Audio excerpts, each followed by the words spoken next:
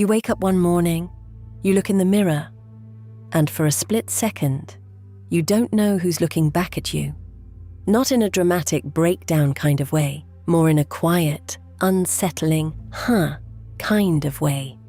Because for years, maybe your whole life, you have been someone to everyone around you. The reliable one, the easy one, the one who makes it work, makes it smooth, makes it okay. Well, somewhere along the way, you stopped performing and realized you have no idea who's underneath. Here's the thing no one talks about. The performing didn't start as a bad thing. It started as survival. Maybe your family needed peace, so you became peaceful. Maybe your mother needed you to be fine, so you became fine.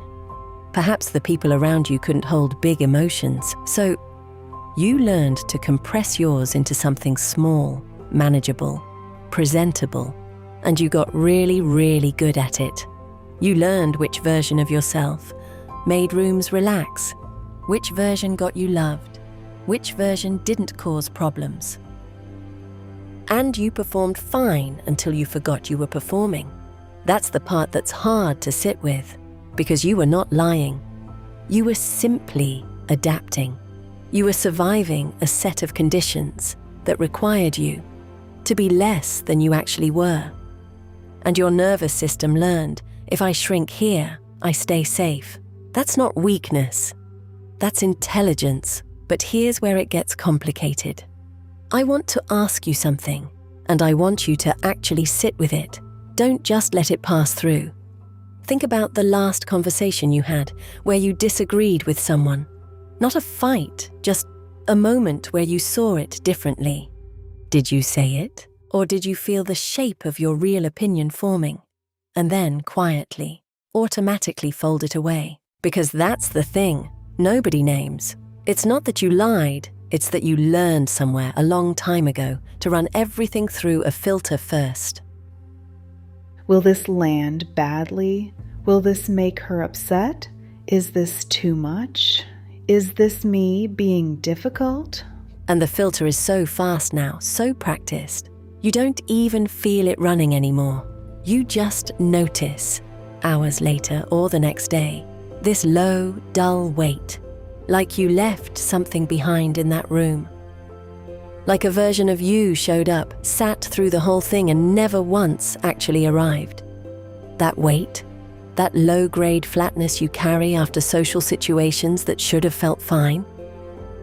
That's the cost of the performance, not the dramatic cost, not the breakdown cost, the quiet cost, the daily one, the one that's been billing you for years without a receipt.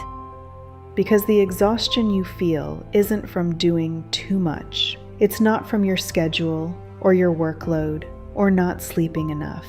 It's from translating yourself every single day into a version that other people can receive. That's a full-time job. And nobody gave you the option to resign. So what happens when the performance stops? Maybe you left a relationship. Maybe a friendship ended. Perhaps you moved or changed jobs. Or just got tired, deeply, bone-level tired of pretending. And now there's this gap, this weird, unnerving, who am I now gap. And people tell you this is exciting. You get to find yourself. And you're standing there thinking, I don't even know where to start. Here's what I want to say about that gap. The gap is not a failure. The gap is the first honest thing.